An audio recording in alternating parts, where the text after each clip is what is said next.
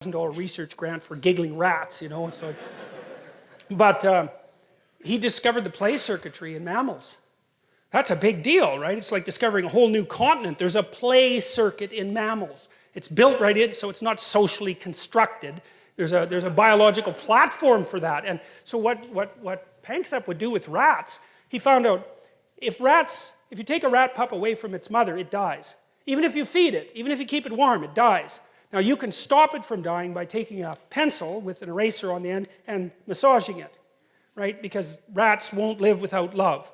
And the same thing happens to human babies. And we saw that in Romania when there was that catastrophe after Ceausescu in the orphanages, where the orphanages were full of unwanted babies because Ceausescu insisted that every Romanian woman was constantly pregnant. So the orphanages stacked up with unwanted babies, and lots of them didn't even have names. And they were warehoused. Warmth, shelter, food. Devastating. Lots of them died. Most of them died before the first year. And the ones that didn't die were permanently dysfunctional, because you have to be touched if you're a human being. It's not an option. You have to be played with. It's not an option. It's part of neurodevelopmental necessity. And you have to also play fair. So, because otherwise you produce a very disjointed child who isn't able to engage in the niceties of social interaction, which is continual play in some sense and reciprocity. So what Panksepp did with his rats, he noticed that male rats, juveniles, really like to wrestle. And they wrestle just like human beings wrestle. They pin each other, for crying out loud. It's like that rat has just lost. He's down for a 10 count, right?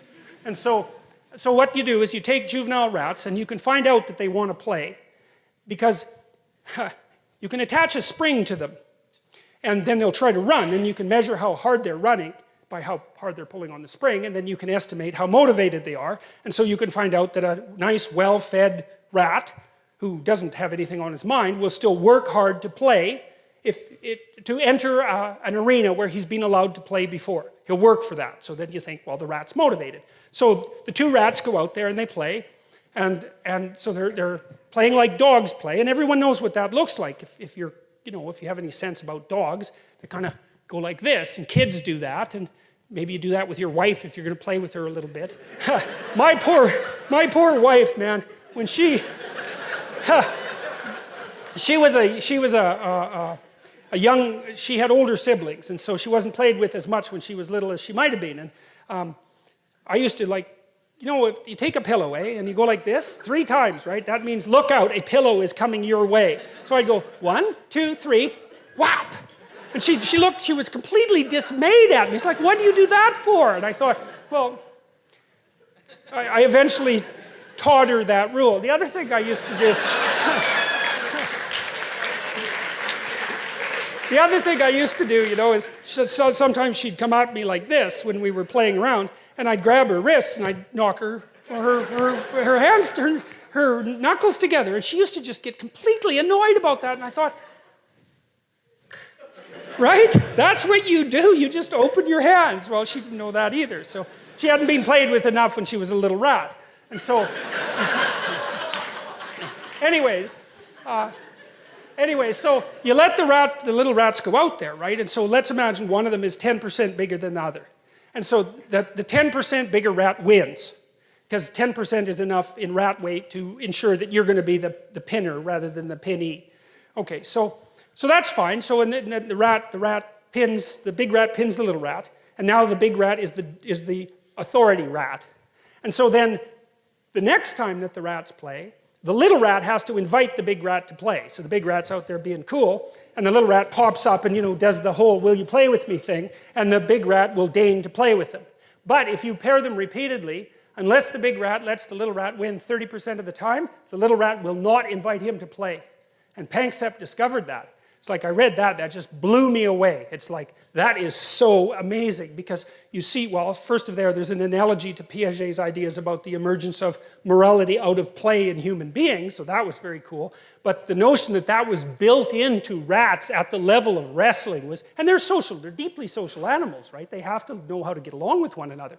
And most of their authority disputes, dominance disputes, you don't want them to end in bloodshed and combat. Because, if you're rat 1 and I'm rat 2 and we tear each other to shreds in a dominance dispute, rat 3 is just going to move in. It's really not a great strategy. And so it'd be better if we could settle our differences, you know, somewhat peacefully. And so, well, so rats, anyways, Panksepp figured out that rats play, and not only that they play fair, and they seem to enjoy it. He also figured out, this was really cool too, that if you give juvenile rats attention deficit disorder drugs, Ritalin, suppresses play.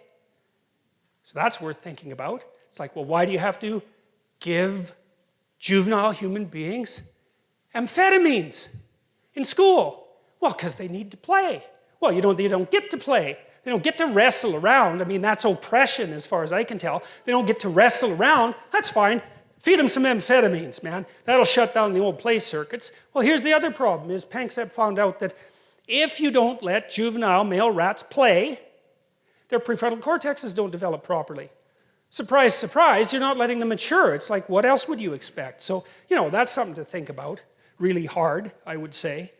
So, well, so there's some wolves going at it. Well, not exactly. There's some wolves having an authority dispute, let's more technically speaking. And a lot of it's posturing, you know, they tend not, well-socialized wolves tend not to hurt each other during authority disputes because, well, for obvious reasons. It's too dangerous, and so they have other ways of demonstrating who should be listened to, authorities.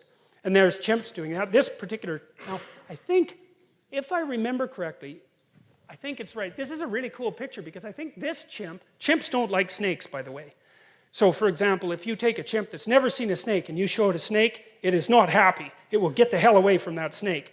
If you bring a chimp anesthetized into a room full of chimps, the chimps will all get away from that and then look at the body. They don't like that either.